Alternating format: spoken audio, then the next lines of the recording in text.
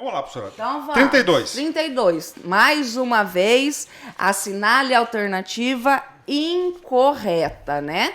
O ITR tem característica predominantemente fiscal. O que acontece? Nós temos essa classificação, de tributo fiscal e extrafiscal. O fiscal, a ideia é arrecadar. O extrafiscal não é arrecadar. Arrecada, nossa, e muito, mas a ideia não é arrecadar. A ideia, por exemplo, não só.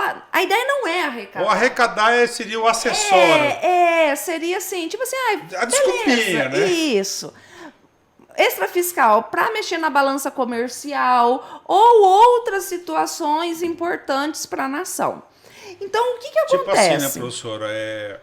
Vamos colocar soja. Aham. Que é um produto campeão de exportação aqui no Brasil. Já pensou? Ele chega lá, o governo federal coloca uma alíquota de 10% para exportação. Para exportação. E para importação zero. Dá. O que vai acontecer?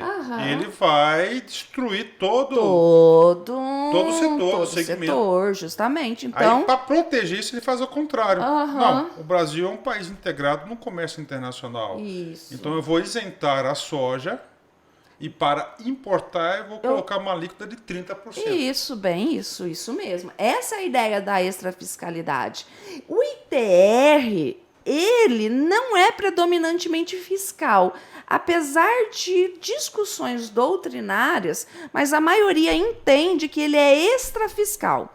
Extrafiscal em que sentido? No sentido da utilização da propriedade, no sentido de que a propriedade tem a sua função social. Tanto é que na progressividade da alíquota do ITR, quanto menos produtivo a área, maior é a alíquota do ITR. É para incentivar Entendeu? o cara a produzir. Para incentivar a produzir. Então, por isso que eles falam que é extrafiscal. A ideia não é arrecadar, até porque o ITR, gente, realmente, ele é mais baratinho. Então, o erro assim. da letra... Então, o gabarito é letra A. O gabarito é letra A. Então, o erro isso aqui mesmo. é o seguinte, se ele colocasse assim, o ITR não tem característica, estaria correto. Aí estaria correta? Ou predominantemente extrafiscal estaria correta. Beleza. Tá?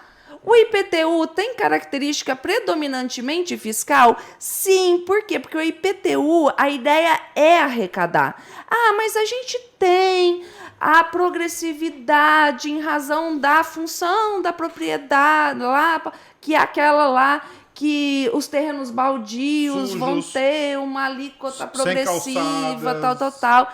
Sim, mas isso é uma exceção, entendeu? Não, o IPTU não foi feito para isso. Professor, existe diferente do ITR. Pode o município instituir, tá? Pode o município instituir, por exemplo, uma alíquota de 10%, por exemplo, né, para um condomínio tipo Alphaville. E para quem mora, tipo, do Pedro 90, uma alíquota de 7%. Não poderia. Tem que ser a mesma alíquota para os dois. Isso. O que você pode distinguir da alíquota, por exemplo, tem um pouco da localidade, mas não necessariamente só para os condomínios. É porque o valor venal, né? Porque lá o valor venal... Sim, mas, por exemplo, a gente pode observar que tem bairros nobres que tem condomínio, mas aí tem aquela casinha que às vezes está ali no mesmo bairro, que é uma casinha. No Cuiabá é assim. Então, ele não poderia falar assim, pro condomínio de luxo, ponto. Com relação, às vezes, ao bairro de luxo, ele até pode ter uma alíquota diferenciada, entendeu? Pode, dessa localidade, se o imóvel é residencial ou é comercial. Essa alíquota diferenciada, professora, ela não entra na característica da extrafiscalidade, mas... Não, nessa não. Ela entra na progressividade. Na progressividade. Por que o legislador ele criou progressividade, professora? Por causa do princípio da igualdade, da isonomia. Igual, desiguais.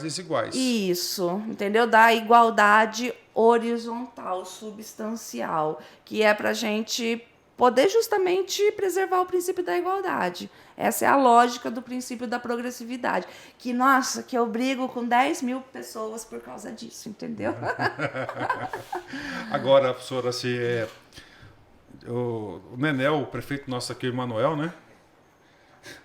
Dia 12 era o último dia do pagamento do tributo do IPTU com 30% de desconto.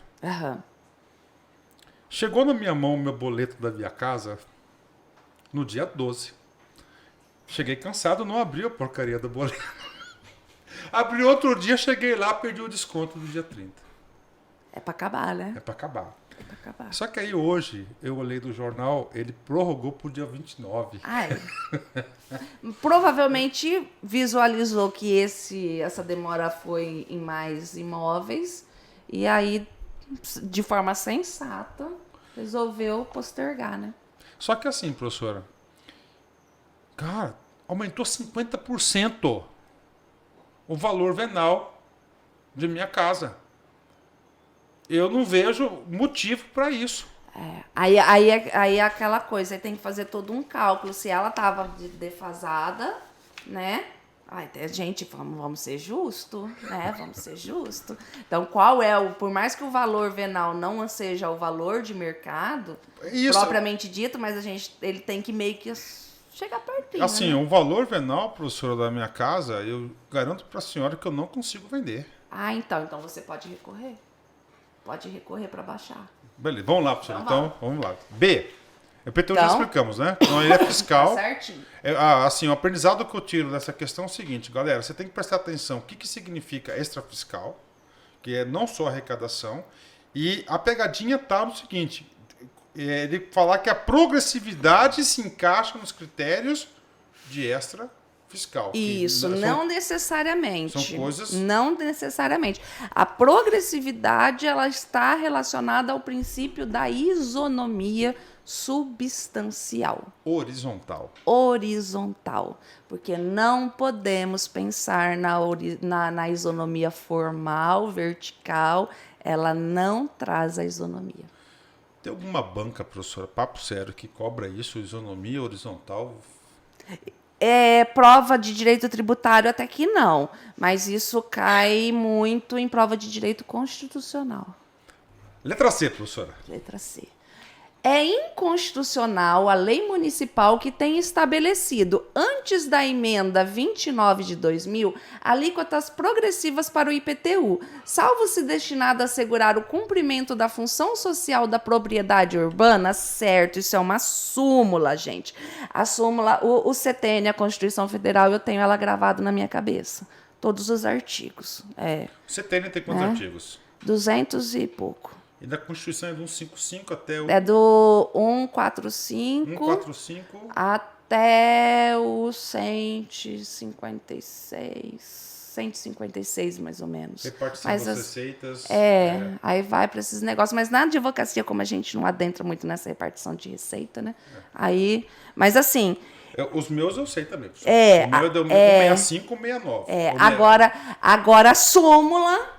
Todos os números de súmula e enunciado aí, gente, o HD da tia tá falhado. Essa C foi Ctrl+C, Ctrl+V. Ctrl+C, Ctrl+V da súmula 589 do STF.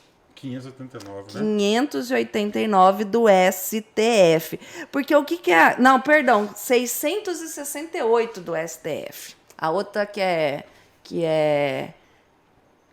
Beleza, então tá correta, né? Tá correta. Por quê? Porque assim, gente, o IPTU é um tributo, é um imposto real, que a gente olha para coisa, né? A gente olha para res. Propriedade. Isso, mas é para coisa, né? Pro imóvel. Então, o que acontece? A gente não fala muito em capacidade contributiva para impostos reais, mas sim para impostos pessoais, né? Do quanto verdadeiramente a pessoa ganha. Então, o que acontece? Para trazer essa progressividade de alíquota em razão da localização e da função dada ao imóvel, houve a necessidade de uma emenda constitucional permitindo, que é essa de 2000. Essa acaba até explicando um pouquinho nossa conversa antes, né? Olha, alíquotas progressivas para o IPTU, vírgula, salvo se distinta a função destinada social. a assegurar o cumprimento da função social. É porque essa já existia. Essa veio com o constituinte originário, essa da função social da propriedade. Pra caramba, lá. Letra D, professora. Letra D. É inconstitucional a fixação de adicional progressivo do IPTU em função do número de imóveis do contribuinte. Também é uma súmula. Agora sim, essa é a 589 do STF. Isso, gente, é meio lógico, tá? Você não precisa decorar esse negócio, você só tem que pensar assim. Se você colocar, imagina a casa no Alphaville que vale 10 milhões de reais. Uma casa, 10 milhões de reais. Mansão, professora, desculpa. Mansão, vamos pensar grande, gente, para de pensar pequeno. Então tá lá, um imóvel, 10 milhões de reais, uma casa. Aí imagina assim, a pobre professora tem lá, né, uns terreninhos, umas casinhas para alugar, aluguel, que no máximo vale 2 milhões de reais, mas são 3 casinhas. Vamos pensar assim, são 3 casinhas. Só porque eu tenho 3 imóveis, eu vou pagar uma alíquota superior à de quem tem um imóvel, mas é uma mansão? Seria super injusto, né? Então, tá vendo como é lógico? Então, não importa o número de imóveis. De matrículas, né? Não importa. Faz sentido, né? Isso, entendeu? Porque aí você tá tratando pessoas de forma desiguais. Justamente, tá? Então, 32, gente, sem gabarito, sem nenhum tipo de recurso aqui, letra B de bola. Não, letra A. Letra A, né, do Letra ITR A. lá, né? Isso.